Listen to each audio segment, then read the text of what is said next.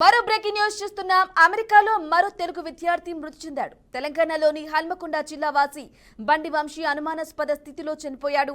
ఓ యూనివర్సిటీలో ఎంఎస్ చేసేందుకు ఏడాదిన్నర క్రితం అమెరికాకు వెళ్లాడు. ఆ దేశంలోనే చదువుకుంటూ పార్ట్ టైం ఉద్యోగం చేస్తున్నాడు. అతడు నివాసం ఉంటున్న అపార్ట్మెంట్లోని సెల్లార్లో ఉన్న కారులో శవమే కనిపించాడు. గమనించిన తోటి విద్యార్థులు వెంటనే వంశీ తల్లిదండ్రులకు సమాచారం అందించారు. కన్న కొడుకు మరణ వార్త విని ఆ తల్లిదండ్రులు కన్నీరు మున్నీరుగా విలపించారు. ఈ ఘటన గురించి తెలుసుకున్న హుజూరాబాద్ నియోజకవర్గ కాంగ్రెస్ పార్టీ ఇన్ఛార్జ్ వడతల ప్రణవ్ వంశీ కుటుంబ సభ్యులను పరామర్శించారు. వారి కుమారుడి మృతదేహాన్ని స్వగ్రామానికి తీసుకొచ్చేలా రాష్ట్ర ప్రభుత్వంతో మాట్లాడతానని వంశీ పేరెంట్స్ కు ఆయన హామీ ఇచ్చారు.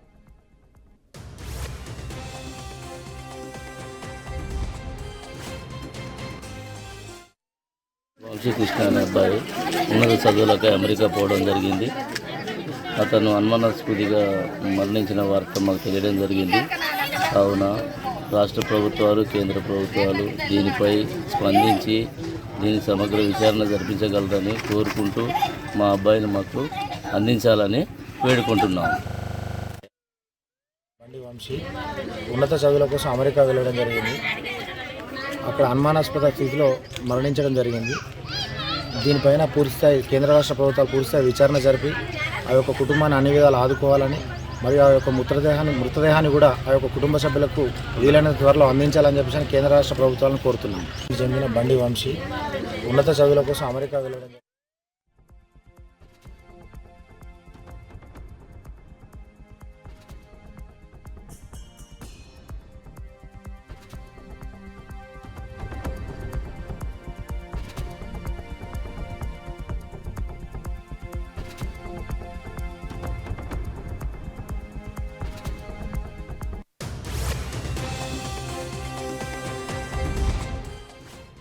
మరో బ్రేకింగ్ న్యూస్ చూస్తున్నాం. అమెరికాలో మరో తెలుగు విద్యార్థి మృతి చెందాడు. తెలంగాణలోని హనుమకొండ జిల్లా వాసి బండి వంశీ అనుమానాస్పద స్థితిలో చనిపోయాడు.